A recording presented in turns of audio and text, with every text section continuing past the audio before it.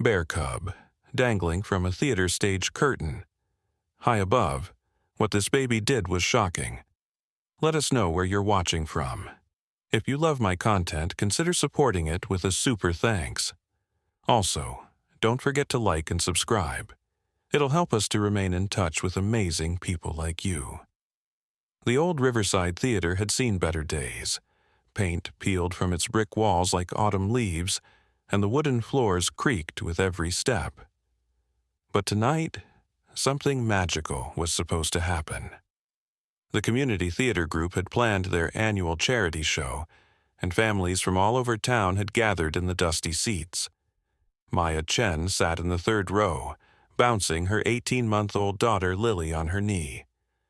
The baby's dark eyes sparkled with curiosity as she watched the stage lights flicker on and off during the sound check. Lily clapped her tiny hands together, making soft cooing sounds that seemed to echo in the nearly empty theater. "She loves the lights," Maya whispered to her husband David, who was busy adjusting the camera settings on his phone. "Look how she's watching everything." Behind the worn red curtains, something else was watching too. A small brown bear cub, no bigger than a house cat, had wandered through the back door that the stagehands had left propped open for ventilation. The cub's mother had been foraging near the dumpsters behind the theater when a loud truck startled her, causing her to run deep into the woods. The frightened cub had followed the sounds and warm lights into the building. The baby bear's tiny paws padded silently across the dusty backstage floor. Everything was new and overwhelming. The smell of old wood mixed with the faint scent of popcorn from the lobby. Ropes and pulleys hung from the ceiling like a jungle gym, and the cub's natural climbing instincts kicked in. As the audience began to fill in more seats, the cub climbed higher and higher up the thick stage curtain. Its small claws found purchase in the heavy fabric, and soon it was 20 feet above the stage floor. But then something went wrong. The fabric started to give way under the cub's weight, and it found itself dangling precariously, unable to climb back up or safely get down. Lily suddenly stopped clapping and turned her head toward the stage. Her little face scrunched up in concentration, as if she could sense something the adults couldn't. She pointed one chubby finger toward the curtains and made a soft whimpering sound that Maya had never heard before. "What is it, sweetie?" Maya asked, following her daughter's gaze. At first, she saw nothing unusual. The curtains swayed gently in the warm air from the heating vents, but then she noticed it. A small brown shadow moving against the red fabric, too high up to be a person. The cub let out a tiny yelp of fear as its grip loosened. The sound was barely audible over the chatter of the growing audience, but Lily heard it. The baby's eyes filled with tears, and she reached both arms toward the stage as if trying to help the distant creature. Other audience members started to notice too. Mrs. Patterson, an elderly woman in the front row, squinted at the curtains and gasped, Is that an animal up there?" The whispers spread quickly through the theater. People began pointing and murmuring to each other. Some pulled out their phones to record what they thought might be an unusual part of the show. Others realized this wasn't planned at all. Lily's whimpers grew louder. She struggled in her mother's arms, desperate to get closer to the stage. Something deep inside her tiny heart understood that the small creature above was in danger, and every fiber of her being wanted to help. The cub's claws slipped another inch down the curtain, tearing the old fabric. A few threads drifted down like snow, landing on the empty stage below. The little bear's breathing became rapid and panicked. It had never been this high off the ground before, and its instincts told it that falling from this height would mean serious injury or worse. Maya felt her daughter's distress as if it were her own. "David, something's wrong," she said, standing up with Lily in her arms. "Look at her. She's never acted like this before." David looked up from his phone and saw his daughter's tear-filled eyes fixed on the stage. Maybe she's just excited about the show starting, he suggested, though he could see this was different from normal excitement. Behind the scenes, a stagehand named Tommy was doing his final checks before the performance. He was focused on making sure all the microphones were working and didn't notice the small crisis unfolding above. The other volunteers were busy helping actors with their costumes and makeup in the dressing rooms. The cub's mother had realized her baby was missing and was now frantically searching the area around the theater. Her powerful nose caught her cub's scent trail, leading her closer and closer to the building. She could hear her baby's distressed calls, though they were too faint for human ears to detect clearly. Lily suddenly let out a loud, piercing cry that cut through all the conversations in the theater. Every head turned toward the Chen family. The baby's cry wasn't one of tantrum or tiredness, it was pure anguish, as if she could feel the cub's terror as her own. "Shh, baby, it's okay," Maya tried to soothe her daughter, but Lily only cried harder. The baby pointed frantically at the stage, her little body trembling with emotion.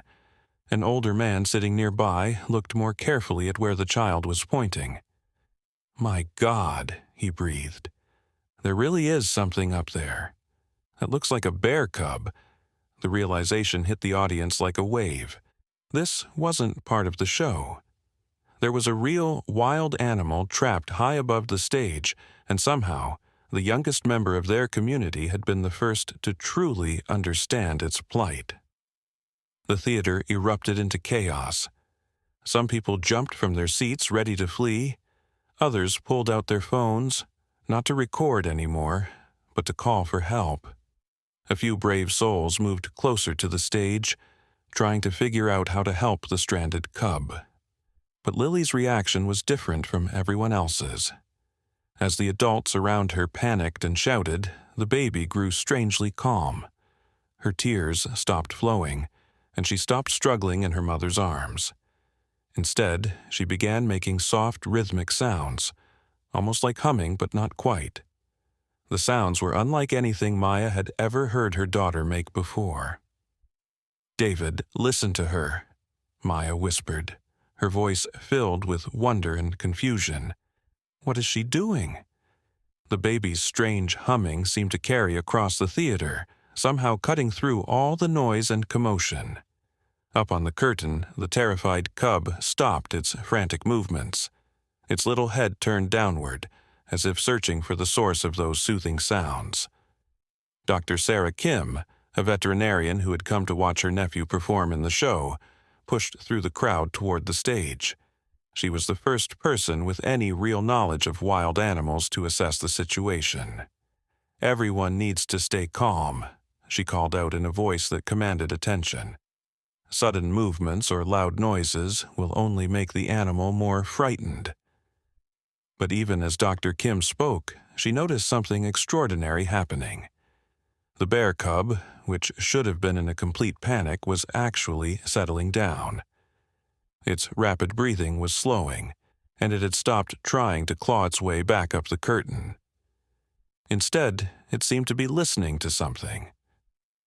Tommy, the stagehand, finally emerged from behind the curtain, drawn by all the commotion. When he saw the crowd of people staring up at the rigging, his first thought was that something had fallen from the ceiling. Then he followed their gaze and saw the small brown form clinging to the curtain. "Holy," he started to say, then caught himself as he remembered there were children present. How did that get up there?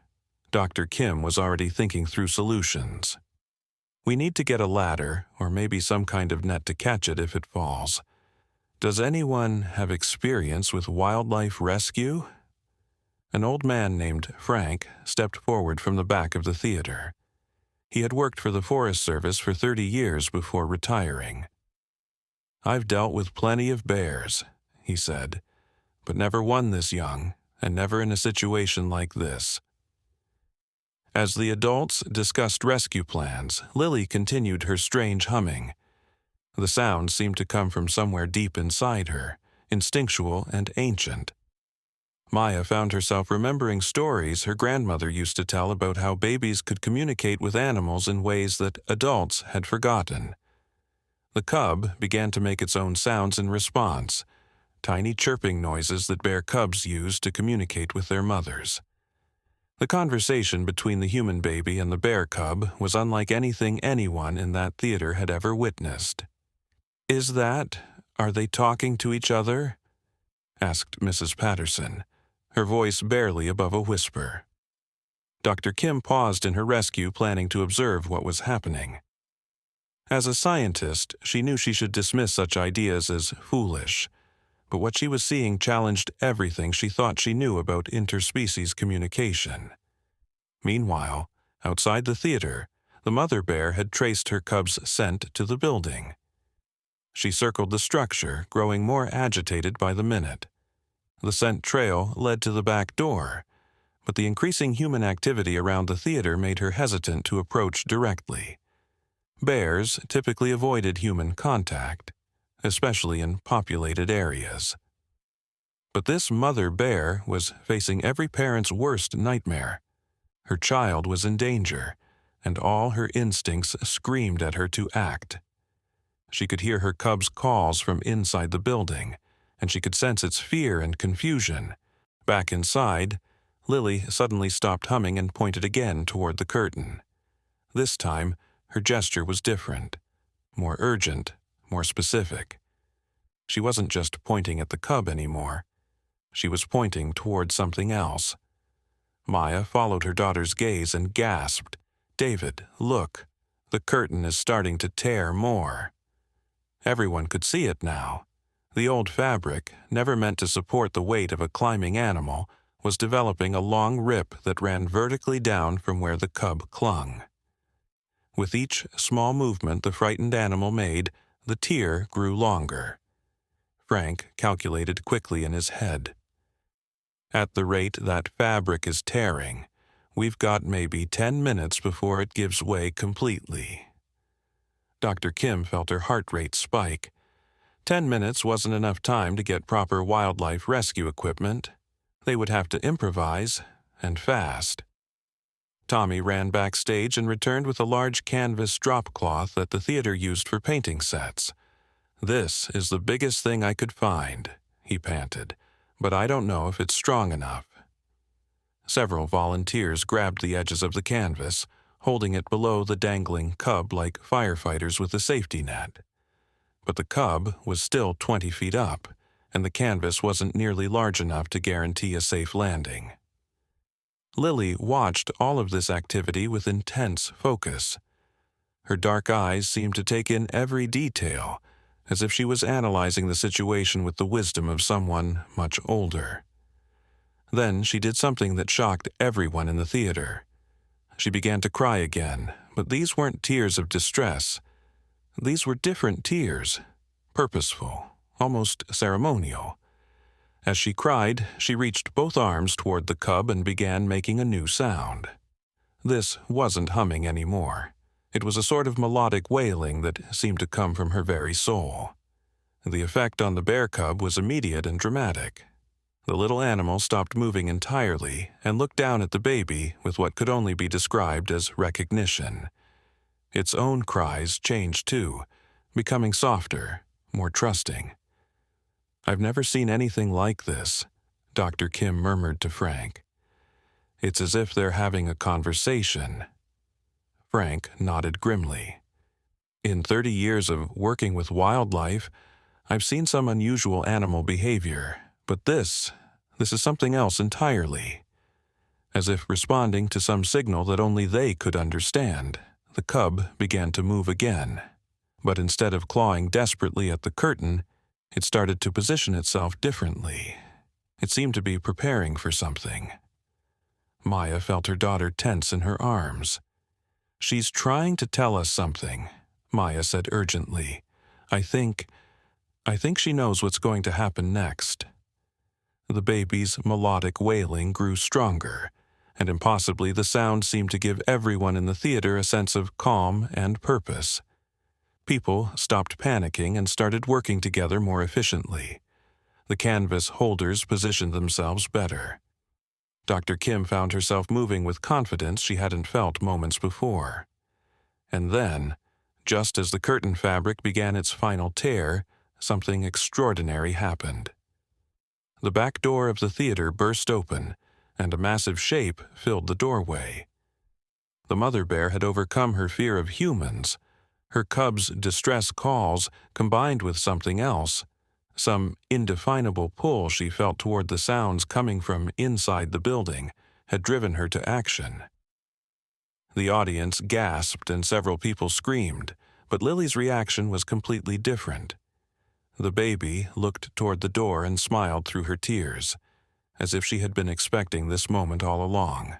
The mother bear stepped into the theater, her powerful muscles rippling under her thick fur. She was magnificent and terrifying at the same time. But instead of charging toward the humans, she stopped and listened.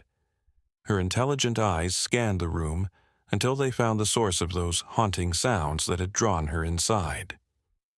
When the mother bear's gaze met Lily's, something passed between them that defied explanation. The baby stopped crying and made one final, soft sound, almost like a greeting. The mother bear tilted her massive head, as if acknowledging the greeting. Then she looked up at her cub dangling from the curtain, and back at the human baby who seemed to understand her plight. In that moment, everyone in the theater realized they were witnessing something that would change their understanding of the natural world forever. The connection between the human child and the bear family wasn't just coincidence or imagination. It was real, and it was about to determine whether this story would end in tragedy or miracle. The mother bear moved slowly through the theater, her massive paws making surprisingly little noise on the old wooden floor. People pressed themselves against the walls and into their seats, creating a path for her. But there was no aggression in her movements. Instead, she seemed focused entirely on her cub and the strange human baby who had somehow called to her. Dr. Kim found herself in a position she had never imagined in all her years of veterinary practice. She was standing between a wild mother bear and a theater full of terrified people, with a baby bear about to fall from a 20-foot height. Her training told her to evacuate everyone immediately, but something deeper told her to wait and watch. "Nobody move," she whispered as loudly as she dared. "Let's see what happens." The mother bear stopped directly beneath her cub. She looked up and made a low, rumbling sound that seemed to vibrate through the entire theater. The cub responded immediately, its tiny voice chirping back in what was clearly a conversation between mother and child. But then Lily did something that made everyone's breath catch. The baby wriggled in her mother's arms until Maya, almost without conscious thought, stood up and walked toward the stage. David reached out to stop his wife, but something in her expression made him hesitate. "Maya, what are you doing?" he hissed. "I don't know," Maya replied honestly. "But she wants to go closer. I can feel it." As Maya approached the stage area, carrying Lily, the mother bear turned her massive head toward them. For several heartbeats that felt like hours, the two mothers looked at each other.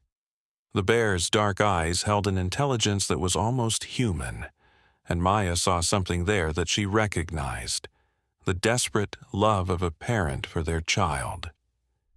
Lily made another one of her soft, melodic sounds. The mother bear's ears twitched, and she took a step closer to Maya. The audience held its collective breath, certain they were about to witness a tragedy. But instead of attacking, the mother bear sat down on her haunches, making herself less threatening. It was a gesture of trust that stunned everyone in the theater. She was showing Maya that she meant no harm. Frank, who had seen thousands of bear encounters in his career, shook his head in amazement. "That's not normal bear behavior," he murmured to Dr. Kim. "A mother bear with a cub in danger should be aggressive, not whatever this is." Above them all, the curtain continued to tear. The cub was now holding onto a strip of fabric no more than 6 inches wide.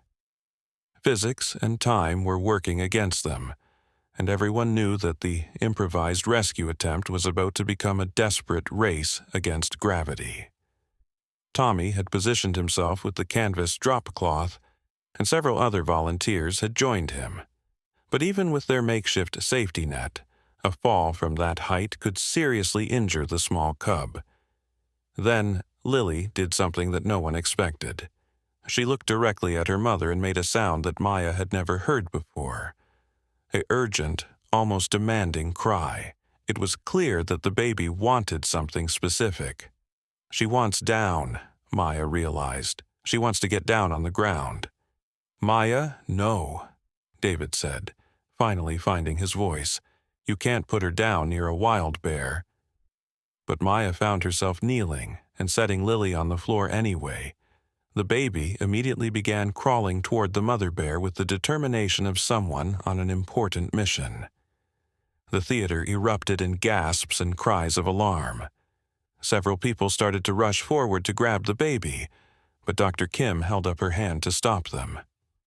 Wait, she said, just wait and see. Lily crawled right up to the massive bear and stopped just inches from her front paws. The baby looked up into the bear's face and made another one of her soft sounds. Then, incredibly, she reached out one tiny hand and touched the bear's paw. The contact lasted only a second, but in that moment, something extraordinary happened. The mother bear looked down at the human child with what could only be described as recognition and gratitude. She seemed to understand that this tiny human was trying to help her baby. The bear gently nudged Lily with her nose, not roughly, but like a gentle greeting between friends. Then she looked up at her cub and made a different sound than before, deeper, more commanding. The cub seemed to understand. Instead of clinging desperately to the tearing curtain, it began to position itself for a controlled descent.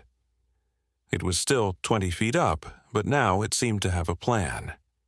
It's going to jump, Frank said in amazement. The mother is telling it to jump, and it's listening. The volunteers with the canvas spread it out as wide as they could, but everyone knew it still might not be enough. The cub would have to aim perfectly, and even then, the landing would be dangerous. But Lily wasn't finished. The baby crawled a little further forward and positioned herself directly under where the cub was hanging. Maya started to grab her daughter, but the mother bear gave a low growl that wasn't threatening. It was almost protective, as if she was saying, "Let the child do what she needs to do." Lily looked up at the cub and began to make her melodic sounds again. But this time, the sounds seemed to be guiding the cub, helping it understand exactly where to aim. Dr. Kim watched in fascination as the baby's sounds became more rhythmic, more purposeful. "She's giving it a target," she breathed. "Somehow she's helping it know where to land." The curtain gave its final tear with a sound like ripping silk. The cub fell through the air, its tiny body tumbling toward the ground. Everyone in the theater held their breath. But instead of falling randomly, the cub seemed to follow Lily's voice. It angled its body toward the sound, toward the baby who had been calling to it all along. The cub landed not in the canvas net, but directly on a pile of old theater cushions that had been stacked near the stage for storage. The impact was much softer than anyone had dared hope. The little bear rolled once and then sat up, dazed but apparently unharmed. The mother bear immediately rushed to her cub, sniffing it all over and making worried maternal sounds. The baby bear responded with relieved chirps, clearly happy to be reunited with its mother. But the most remarkable thing happened next. Before gathering her cub to leave, the mother bear turned back to Lily. The massive animal approached the human baby once more, and with incredible gentleness touched her forehead with her nose. It was a gesture of thanks, as clear and unmistakable as any human expression of gratitude. Then she picked up her cub by the scruff of its neck and began walking toward the back door. As she reached the doorway, the mother bear paused and looked back one more time. Her eyes found Lily, who was now sitting quietly on the floor, watching the bears with calm satisfaction. The bear made one final sound, a low, musical rumble that seemed to echo Lily's earlier melodies. Then she disappeared into the night with her cub, leaving behind a theater full of people who would never again question the possibility of miracles. But the story wasn't over yet. As Maya picked up her daughter, she noticed something that made her heart skip a beat.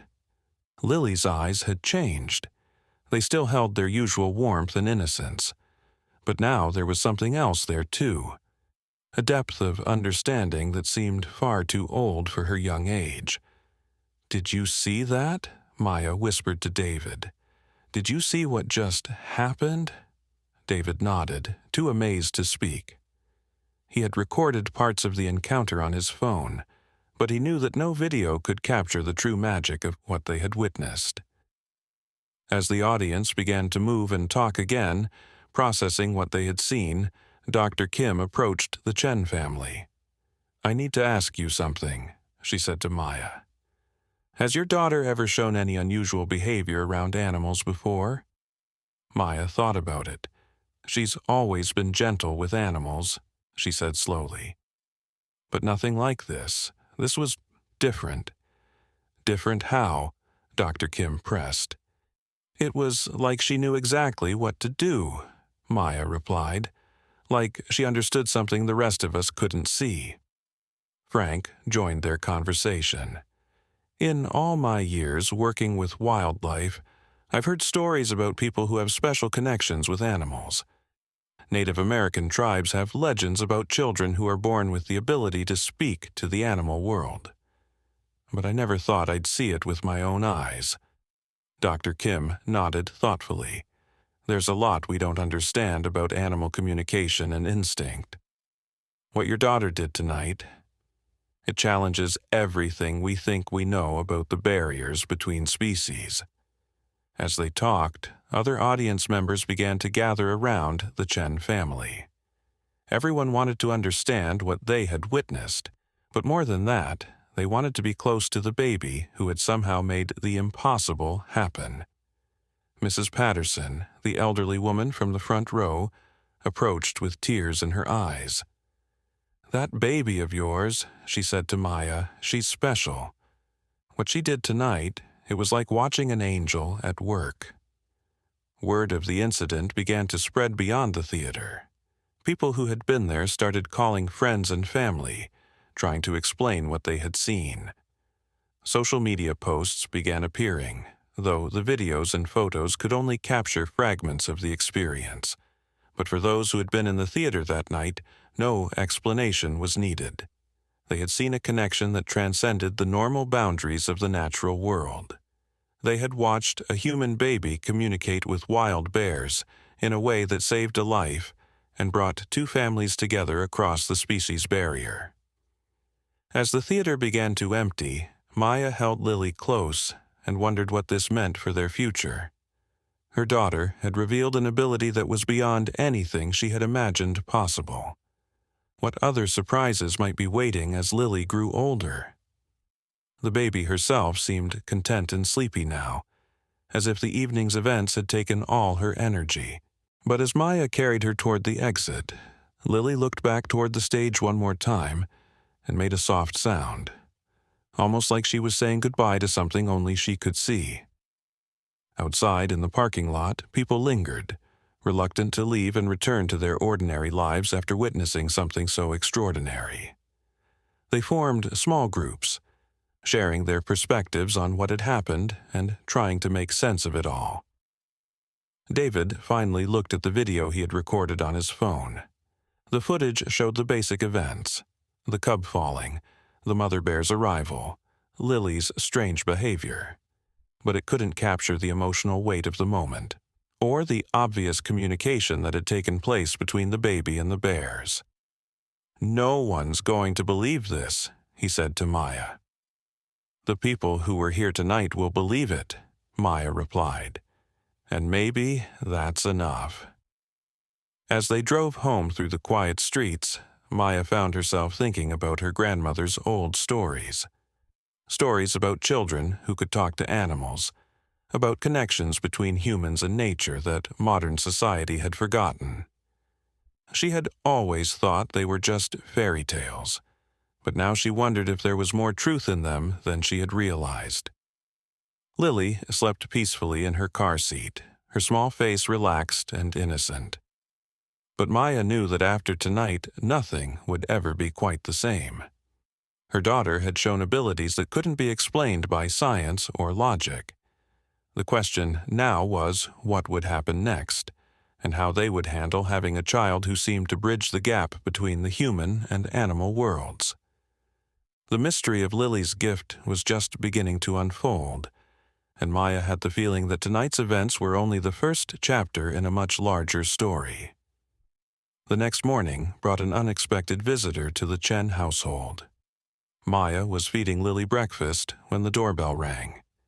Through the window, she could see a woman in her 60s with silver hair and kind eyes, holding what appeared to be an old leather journal. "Mrs. Chen?" the woman said when Maya opened the door. "My name is Eleanor Whitehawk. I was at the theater last night and I need to speak with you about your daughter." Maya hesitated. After the events at the theater, she wasn't sure she was ready to talk to strangers about Lily, but something in the woman's gentle demeanor made her step aside and invite her in. Eleanor sat down carefully in the living room, placing the leather journal on her lap. "What your daughter did last night," she began. "It wasn't the first time something like this has happened in this town." Maya felt a chill run down her spine. "What do you mean?" Eleanor opened the journal, revealing pages filled with handwritten notes and old newspaper clippings. "My grandmother kept records of unusual events involving children and animals. This journal goes back over 100 years. She turned to a page dated 1923 and pointed to a faded newspaper clipping. The headline read, "Local boy saves drowning deer by calling to wild swans." Maya read the article quickly, her eyes widening with each sentence. "And here," Eleanor continued, flipping to another page, "1967. A 5-year-old girl in the mountains convinced a pack of wolves to lead rescuers to lost hikers." She showed Maya several more clippings, each describing children who seemed to have extraordinary connections with wild animals. "But what does this have to do with Lily?" Maya asked, though part of her already suspected the answer. Eleanor closed the journal and looked directly at Maya. "Your daughter is what my grandmother called a bridge child. They appear maybe once in a generation, sometimes less. Children born with the ability to communicate across the species barrier." Maya felt the room spinning slightly. "That's impossible. She's just a baby." "A baby who saved a bear cub's life by speaking to its mother in a language that transcended words," Eleanor replied gently. "Mrs. Chen, your daughter has a gift that's both wonderful and potentially dangerous. These children often attract animals to them, sometimes in situations that can become overwhelming." As if summoned by their conversation, Lily began making soft cooing sounds from her high chair. But these weren't her usual baby noises. They were the same melodic tones she had used at the theater. Eleanor's eyes widened. "She's calling to something," she whispered urgently. "Mrs. Chen, you need to look outside." Maya rushed to the window and gasped. Their backyard, which had been empty when she fed Lily breakfast, was now filled with animals. Squirrels sat on the fence posts, birds perched on every available branch, and even a family of raccoons had emerged from wherever they normally hid during the day. "This started happening to the other bridge children too," Eleanor explained, joining Maya at the window. "The animals sense something different about them. They're drawn to these children like they're drawn to their own kind." David chose that moment to come downstairs, coffee mug in hand. He took one look at the backyard and nearly dropped his mug. "Maya, what's going on? Why are there so many animals out there?" Before Maya could answer, Lily made another sound, and every animal in the yard turned toward the house. It was as if they were all listening to her, waiting for some kind of instruction or invitation. Eleanor pulled out her phone and began taking pictures. "I need to document this," she said. "My grandmother would have wanted records kept." "Document what, exactly?" David asked, still staring at the unprecedented gathering of wildlife in their yard. "Your daughter's awakening," Eleanor replied. "The gift usually manifests strongly around 18 months of age, just like it did last night. But what happens next depends on how the child learns to control and direct their abilities." Maya felt a wave of protectiveness wash over her. "Control them? She's just a baby. I don't want her to be some kind of experiment or spectacle." "I understand your concern," Eleanor said softly. "But Mrs. Chen, whether you want it or not, your daughter's gift is going to continue developing. The question is whether she learns to manage it safely, or whether it overwhelms her." As they watched, a red-tailed hawk landed on their back porch railing. Hawks were solitary creatures that typically avoided residential areas, but this one seemed completely comfortable in the midst of the other animals. Lily saw the hawk through the window and clapped her hands together in delight. The hawk tilted its head and made a soft cry that sounded almost like a greeting. "She needs to be taught," Eleanor continued. "There are techniques, ways to help bridge children learn to communicate with animals without attracting dangerous attention or putting themselves in harmful situations." David set down his coffee mug and looked at his wife. "Maya, I think we need to hear what she has to say." Eleanor nodded gratefully. "The first thing you need to understand is that your daughter isn't talking to animals the way we talk to each other. She's communicating through something much deeper: emotional resonance, instinctual connection, what some people call the universal language of living things." She opened her journal again and showed them a page covered with sketches of different animals and notes about their behaviors. Each species responds differently to bridge children. Some, like bears and large cats, are drawn to protect them. Others, like birds and small mammals, seem to want to serve them or bring them information. "Information about what?" Maya asked. "About the natural world that we've lost touch with," Eleanor explained. "Bridge children often know when storms are coming, when earthquakes are building tension underground, when seasonal changes will happen. The animals tell them things that weather forecasters and scientists miss." As if to demonstrate her point, Lily suddenly became restless in her high chair. She pointed toward the window and made an urgent sound. Outside, all the animals began moving at once. The birds took flight. The squirrels scampered up trees, and the raccoons hurried toward whatever shelter they could find. "What are they doing?" David asked, confused by the sudden exodus. Eleanor checked her phone's weather app, then looked up with amazement. "There's a severe thunderstorm warning that just went into effect. They're seeking shelter." Within minutes, the first drops of rain began hitting the windows, followed quickly by rumbling thunder. The storm had appeared so suddenly that the Weather Service hadn't predicted it until it was already forming. Lily knew it was coming before the meteorologist did, Maya realized. Eleanor nodded. "That's one of the most common abilities bridge children display. Animals have always been better at sensing weather changes than humans. Your daughter can tap into that collective awareness." The storm grew stronger, with lightning flashing across the sky and rain pounding against the house. But inside, Lily seemed completely calm, as if she had known this was coming and wasn't worried about it. "There's something else you need to know," Eleanor said, her voice growing more serious. Bridge children sometimes attract attention from people who want to exploit their abilities. There have been cases of children being taken by individuals who thought they could use their gifts for profit or personal gain. Maya felt her protective instincts flare. What kind of people? Unethical researchers, people involved in illegal wildlife trafficking, even some who believe bridge children can help them control animal behavior for hunting or other purposes, Eleanor explained. That's why it's so important that Lily learns to control her gift early. The more visible she becomes, the more dangerous her situation could become. David moved closer to his wife and daughter. So, what do we do? How do we protect her while helping her develop safely? Eleanor smiled for the first time since arriving. That's why I'm here. My grandmother left detailed instructions for training bridge children. It's not something that can be learned from books or taught in schools.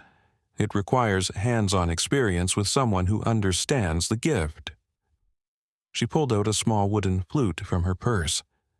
This belonged to my grandmother. She was a bridge child herself, though her abilities were different from Lily's. She could communicate with birds specifically, and she used this flute to help focus her connection with them. Eleanor played a few soft notes on the flute. Even through the storm noise, they could hear birds responding from somewhere outside, their calls seeming to echo the melody. "I'd like to begin working with Lily, if you'll let me," Eleanor said. "The training usually takes several years, but it needs to start as soon as possible. The longer a bridge child goes without proper guidance, the more likely they are to have overwhelming experiences or attract dangerous situations." Maya looked at her daughter, who was watching Eleanor with intense interest. Lily had stopped making her melodic sounds and was simply observing, as if she understood that this conversation was about her future. "What would the training involve?" Maya asked. Teaching her to focus her communications, to call specific animals rather than broadcasting to all of them, to understand what different animal behaviors mean, and most importantly, to know when not to use her abilities, Eleanor explained. Bridge children need to learn that their gift comes with great responsibility. The storm began to subside as suddenly as it had arrived. Lily looked toward the window and made a soft sound that seemed almost like satisfaction, as if she had been monitoring the weather's progress all along. "She knew when it would end, too," David observed. Eleanor nodded. That level of weather sensitivity is remarkable for someone so young. Most bridge children don't develop that ability until they're older. As the sun began breaking through the clouds, animals started returning to the backyard. But this time, they were different animals, ones that had been sheltering elsewhere during the storm. It was as if word was spreading through the local animal community that there was a bridge child in the neighborhood. "This is going to keep happening," Eleanor warned, "and it will probably get more intense as she grows older. You need to be prepared for the attention she's going to attract, both from animals and from people." Maya made her decision. If you can help her stay safe while learning to use her gift properly, then yes, we want you to teach her. Eleanor smiled and reached out to gently touch Lily's hand. The baby looked up at her and made one of her soft, melodic sounds. "She's agreeing," Eleanor said with wonder. "She understands that I'm here to help her." But as Eleanor prepared to leave, she paused at the door. "There's one more thing I should tell you. According to my grandmother's records, bridge children often come in pairs or small groups within the same community. If Lily's abilities are this strong this early, there's a good chance she's not the only one." Maya felt another chill run down her spine. "You mean there might be other children like her here in town?" "It's possible," Eleanor said. "And if there are, they'll likely be drawn to each other as they get older. Bridge children seem to recognize their own kind instinctively." After Eleanor left, Maya and David sat in their kitchen. watching their daughter play with her toys as if nothing extraordinary had happened. But they both knew that their lives had changed forever. They were now the parents of a child with abilities that most people would never believe, and they had no roadmap for how to navigate the challenges ahead. "Do you think we're making the right decision?" David asked, letting her train Lily. Maya watched as Lily looked up at the window, where a cardinal had landed and seemed to be watching her back. "I think we don't really have a choice," she replied. "Whether we help her develop her abilities or not, she's going to have them. At least this way, she'll learn to use them safely." That evening, as they were putting Lily to bed, Maya noticed something new. The baby's room, which faced the backyard, had become a gathering place for night animals. Owls perched in the trees outside her window, raccoons climbed up to peer through the glass, and even a family of opossums had taken up residence under the eaves of the house. They're protecting her, Maya realized. All these animals, they're standing guard. David looked out the window at the unusual collection of creatures surrounding their house. It's like she's become the center of some kind of animal community. As Maya tucked Lily into her crib, the baby looked up at her with those deep, knowing eyes, and made a soft sound that seemed to say, "Everything will be all right."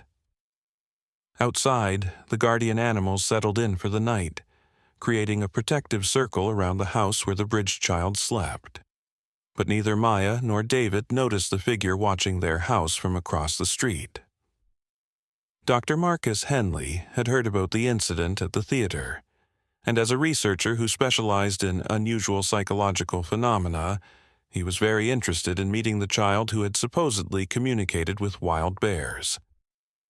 Dr. Henley had his own theories about children with unusual abilities, and he had his own plans for how such gifts might be studied and utilized. As he watched the animals gathering around the Chen house, he began formulating an approach that would allow him to get closer to the family and their remarkable daughter. The peaceful scene inside the house was about to be disrupted by forces that Eleanor had warned them about. The outside world was taking notice of Lily Chen, and not everyone who was interested had good intentions. 3 days after Eleanor's visit, Maya received a phone call that would change everything. The voice on the other end was professional, authoritative, and immediately put her on edge. "Mrs. Chen, this is Dr. Marcus Henley from the Institute for Developmental Psychology Research. I understand your daughter was involved in an unusual incident at the local theater recently." Maya's grip tightened on the phone. "I'm sorry, but I don't think we're interested in talking to researchers right now." "Please, Mrs. Chen, hear me out," Dr. Henley continued smoothly. "What your daughter demonstrated could be groundbreaking for our understanding of early childhood development and sensory processing. We're not talking about turning her into a lab rat. We simply want to document her abilities and potentially help other children who might have similar gifts." Something in his tone made Maya uncomfortable, but she found herself listening despite her instincts. "We would compensate your family generously for participating in our study," Dr. Henley added.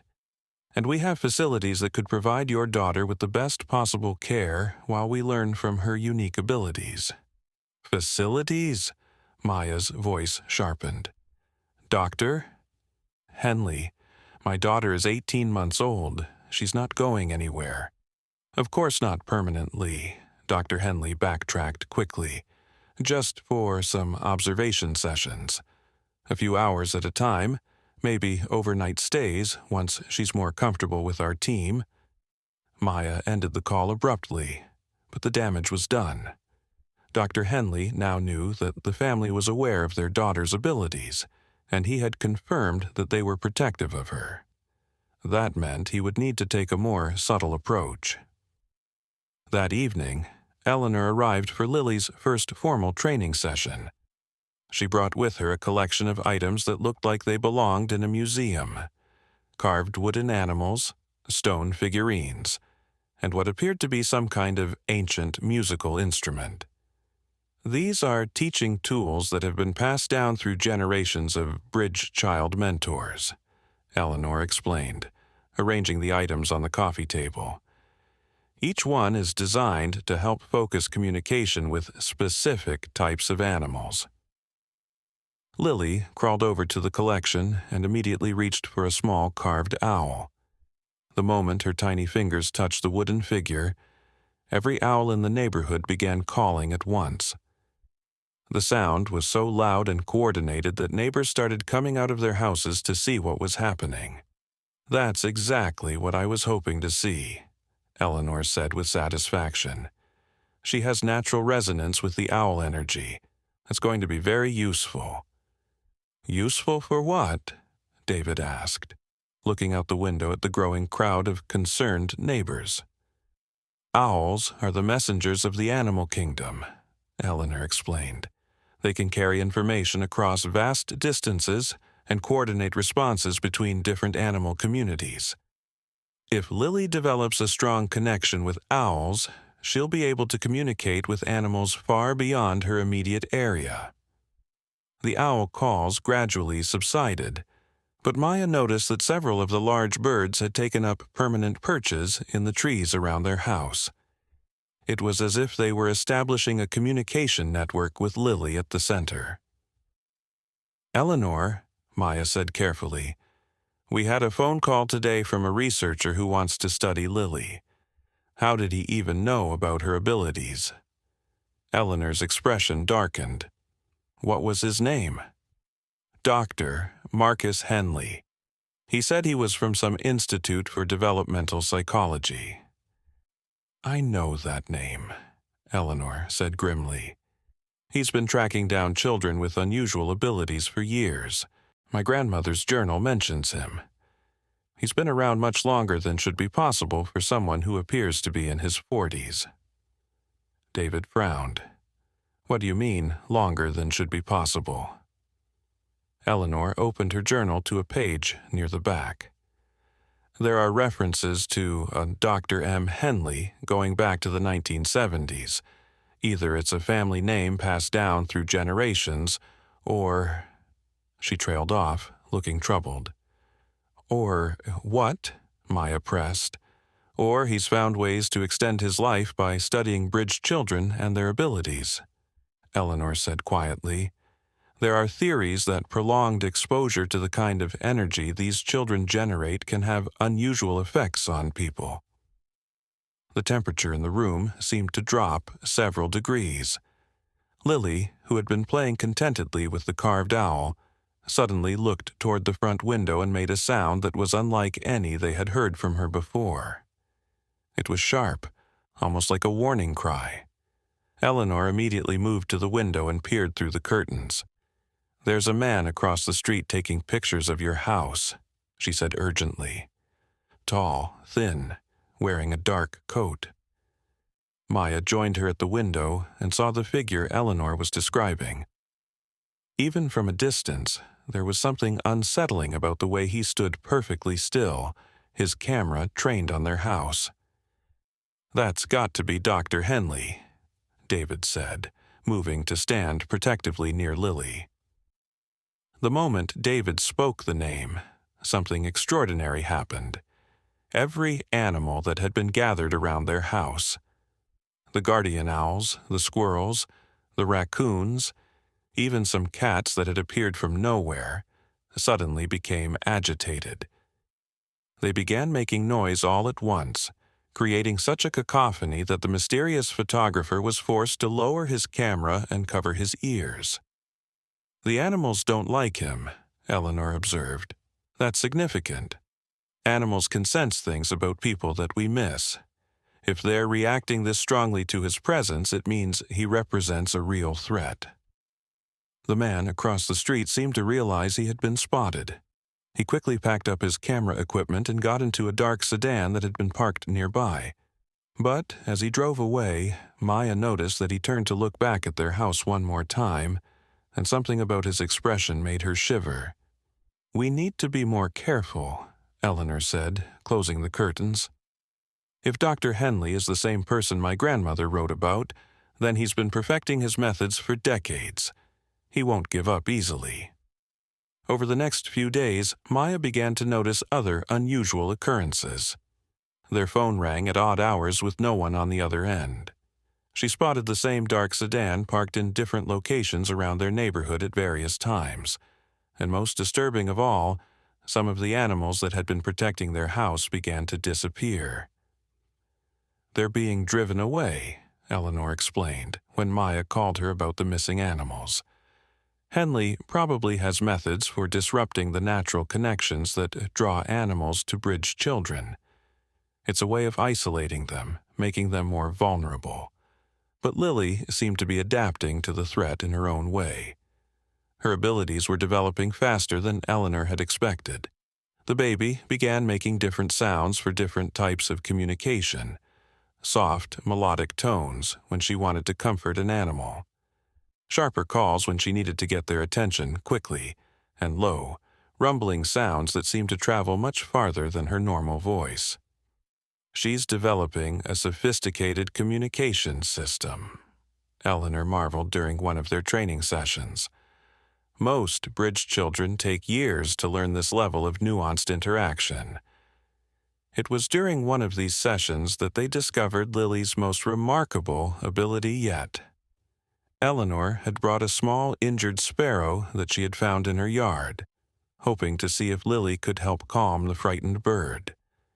But instead of just calming the sparrow, Lily did something that left both adults speechless. She placed her tiny hand near the bird and began making a sound that was barely audible, more of a vibration than a noise. As she did this, the bird's broken wing began to move differently, and within minutes, it was able to flutter and hop normally. "Did she just heal that bird?" David asked in amazement. Eleanor stared at the now healthy sparrow in shock. "I've never seen anything like this. Healing abilities in bridge children are extremely rare. My grandmother's journal mentions maybe 2 or 3 cases in over 100 years. But their amazement was interrupted by the sound of the doorbell. When Maya looked through the window, she saw a woman in a business suit holding an official-looking folder. "Mrs. Chen?" the woman said when Maya opened the door. "I'm Agent Sarah Martinez from Child Protective Services. We've received reports that your daughter may be in an unsafe environment, and I need to conduct a welfare check." Maya's heart dropped. "Reports from whom? Our daughter is perfectly safe." Agent Martinez consulted her folder. "We've received information suggesting that your child is being exposed to wild animals and potentially dangerous situations. I'm going to need to see the child and assess the living conditions." Maya knew immediately that this was Dr. Henley's doing. He had found a way to use the system to get access to Lily. "I'd like to see your identification and a copy of the report," Maya said, trying to keep her voice steady. As Agent Martinez showed her credentials, Maya noticed Eleanor quietly moving toward the back of the house where Lily was playing. A few moments later, she heard the baby making her calling sounds, but these were different, more urgent, more widespread. Within minutes, the response was unlike anything they had experienced before. Animals began arriving from all directions, not just the local squirrels and birds, but larger animals from deeper in the surrounding forests. Maya spotted a fox trotting across their backyard, followed by a family of deer. Even more remarkable, a large black bear emerged from the woods and positioned itself at the edge of their property. Agent Martinez stepped outside to get a better look at what was happening and gasped, "Mrs. Chen, why are there wild animals surrounding your house?" "I honestly don't know," Maya replied, which was partially true.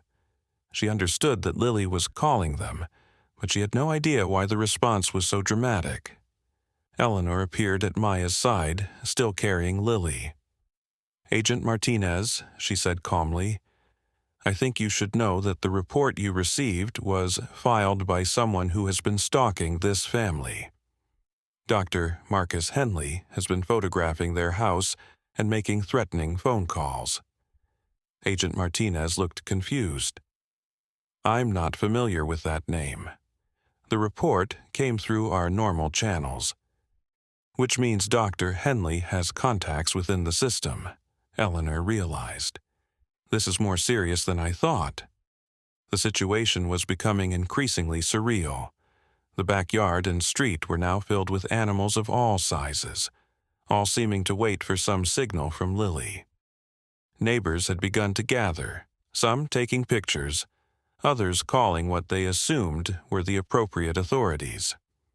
I think we need to go inside and discuss this privately, Agent Martinez said, clearly overwhelmed by the unprecedented situation. But as they turned to go back into the house, Maya noticed something that made her blood run cold.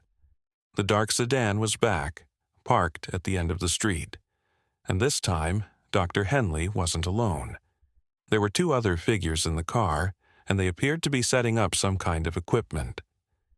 Eleanor, Maya whispered urgently. Look.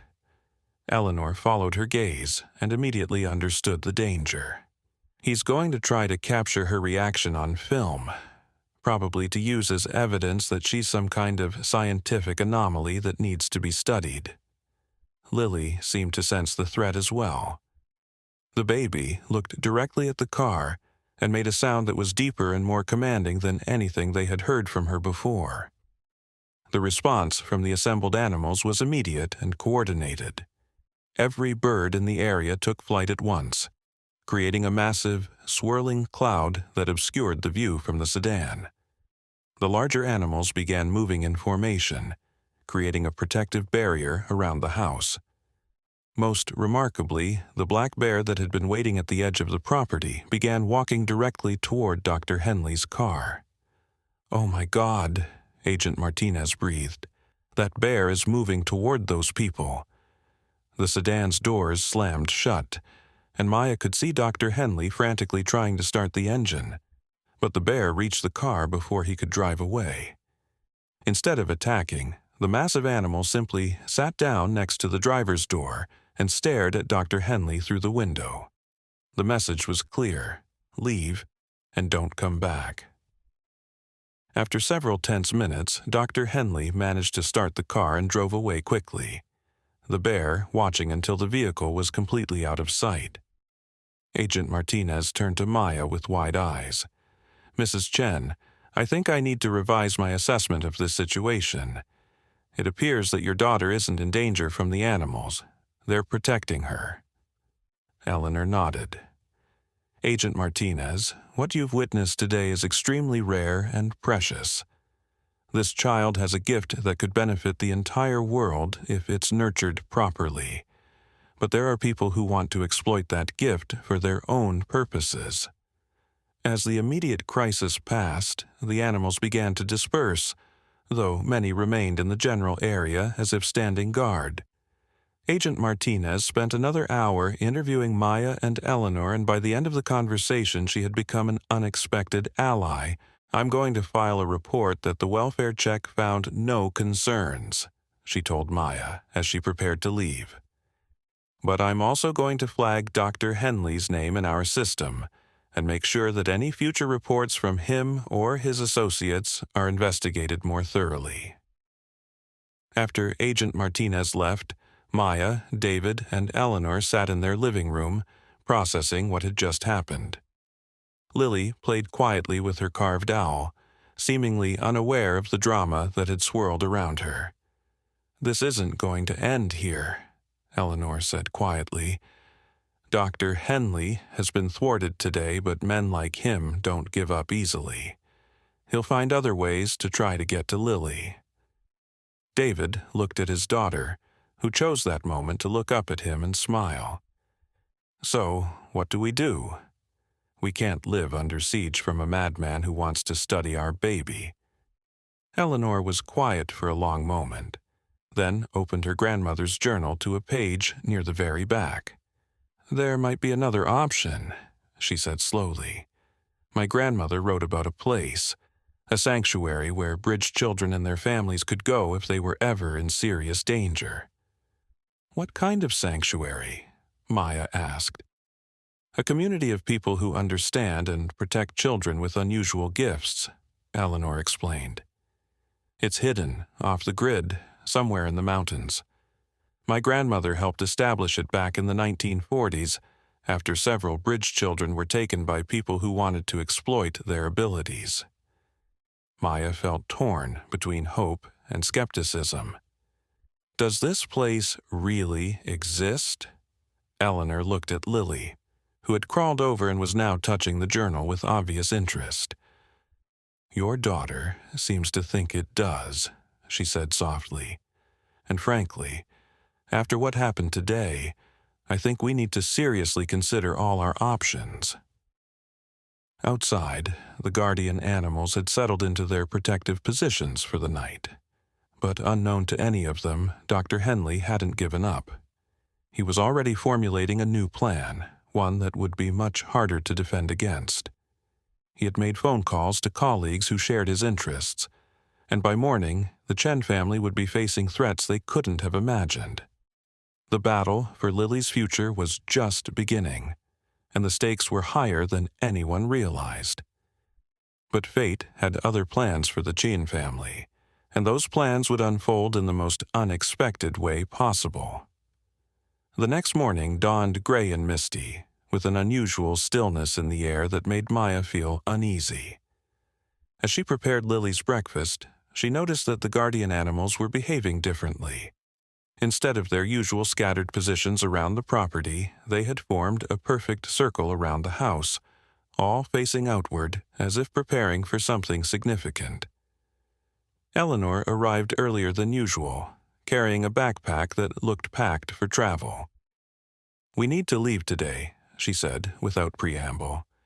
I received word through old channels that Dr. Henley has brought in a team. They're planning to take Lily tonight, using legal documentation that they've somehow fabricated. Maya felt her world tilting. Take her where? To a research facility that officially doesn't exist, Eleanor replied grimly. Once she's there, it could take years to get her back, if ever. David was already moving toward the phone. I'm calling the police.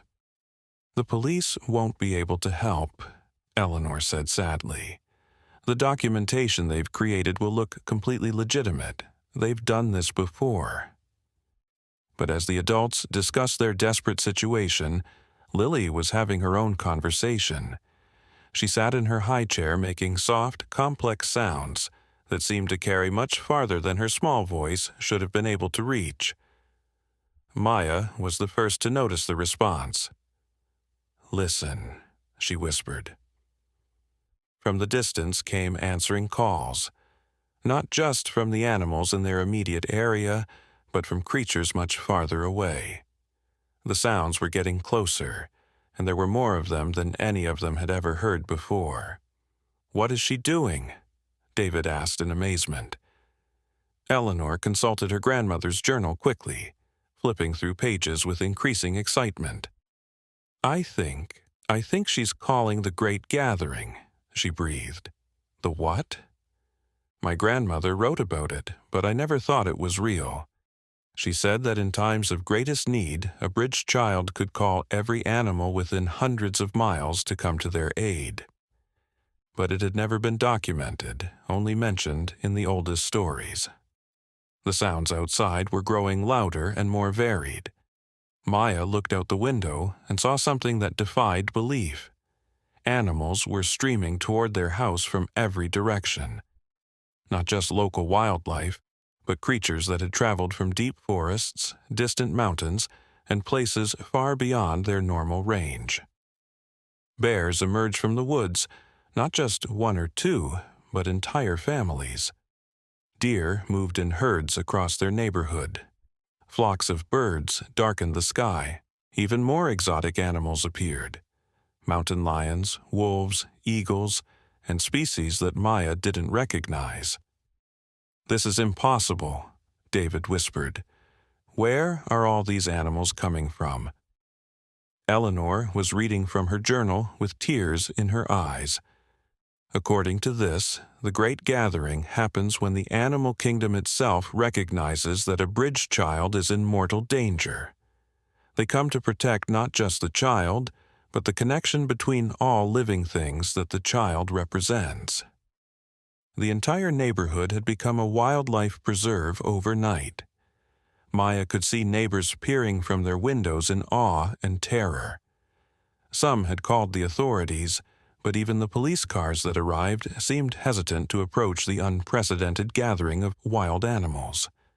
Lily continued her calling sounds, but now they had taken on a different quality, more ceremonial, more ancient.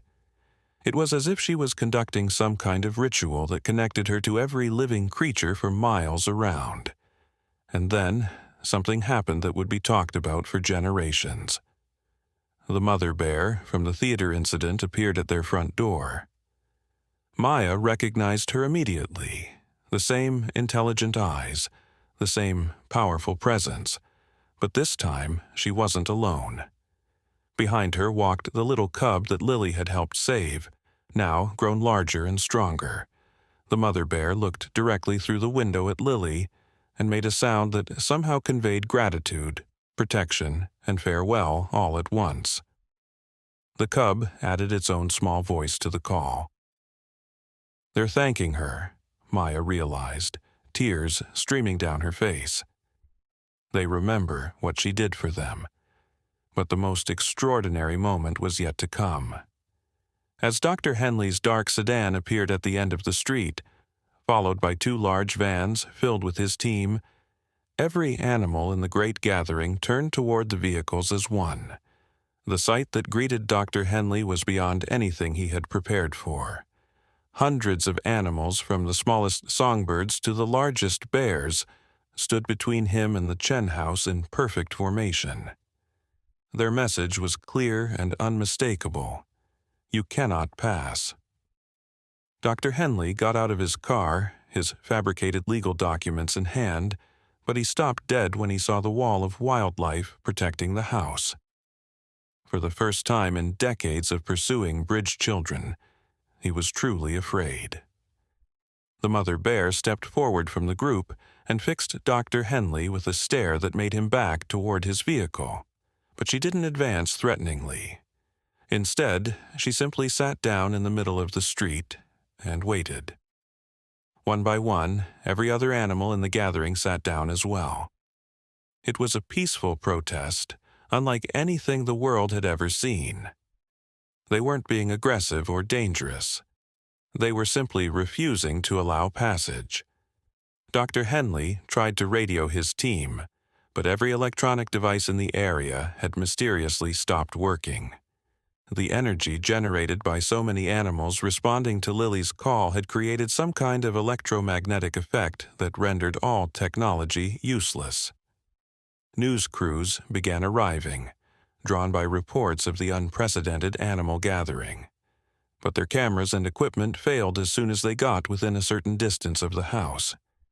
The only records of what was happening came from observers far enough away to maintain their technology. Inside the house, Lily had grown quiet.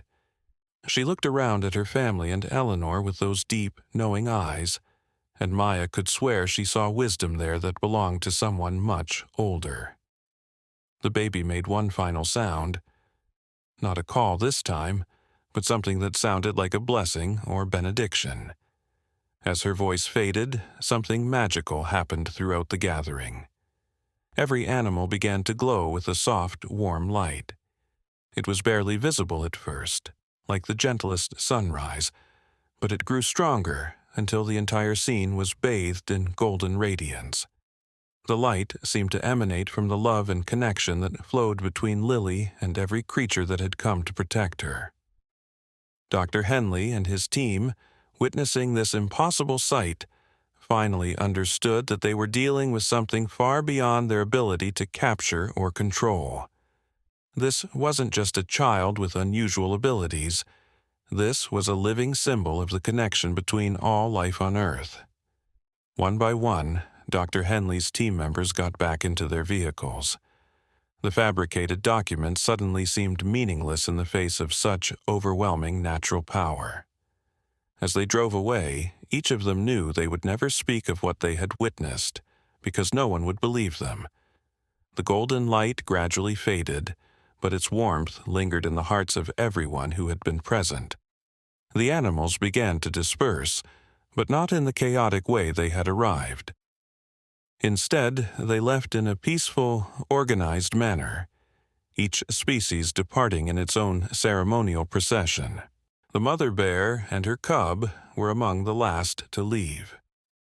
Before departing, the mother bear approached the window one more time and placed her massive paw against the glass. On the other side, Lily pressed her tiny hand against the same spot. For a moment, the glass seemed to disappear, and the connection between them was complete. Then the bear family turned and walked back toward the forest, their part in this miraculous day complete. As evening fell, only the local animals remained: the squirrels, birds, and other creatures that had always been drawn to Lily's presence. The neighborhood slowly returned to normal, though everyone who had witnessed the great gathering knew that their understanding of the world had been forever changed. Eleanor packed up her grandmother's journal and training materials. "I don't think Lily needs my guidance anymore," she said with a smile. "What happened today proves that she has a direct connection to something much greater than anything I could teach her." Maya held her daughter close, marveling at how such a small person could be the center of such extraordinary events. "What happens now?" she asked. Eleanor looked out at the peaceful evening scene. "Now, you raise your daughter to understand that her gift is a responsibility as much as an ability. The animals have shown that they will protect her when she truly needs them. But that protection comes with the understanding that she exists to bridge the gap between human and animal worlds." David joined his wife and daughter by the window. "Do you think, Doctor, Henley will come back?" "I don't think he'll dare," Eleanor replied. "What he witnessed today challenged everything he thought he knew about the natural world. Men like him can only operate when they feel they have power and control. Today, he learned that there are forces in this world that are far beyond his ability to manipulate." As they tucked Lily into her crib that night, Maya noticed that her daughter's eyes had changed once again. The wisdom was still there, but now it was tempered with something else: peace. It was as if the events of the day had resolved some cosmic question that had been troubling her since birth. She knows she's safe now, Maya realized. Not just from Dr. Henley, but in the world. She knows her place in it. Outside, a few guardian animals took up their nightly posts, but their vigil was relaxed now. The great test had been passed, and the bridge child was exactly where she belonged, surrounded by love, protected by nature, and free to grow into whatever she was meant to become. The story of the baby who saved a bear cub and called forth the great gathering would be told for generations, passed down as a reminder that the connections between all living things are stronger than any force that tries to break them. And in her crib, 18-month-old Lily Chen slept peacefully, dreaming dreams filled with the voices of every animal that had answered her call, knowing that she would never be alone in the world, as long as there were creatures who remembered the universal language of love and protection. The extraordinary had become ordinary in the Chen household, and somehow that felt exactly right.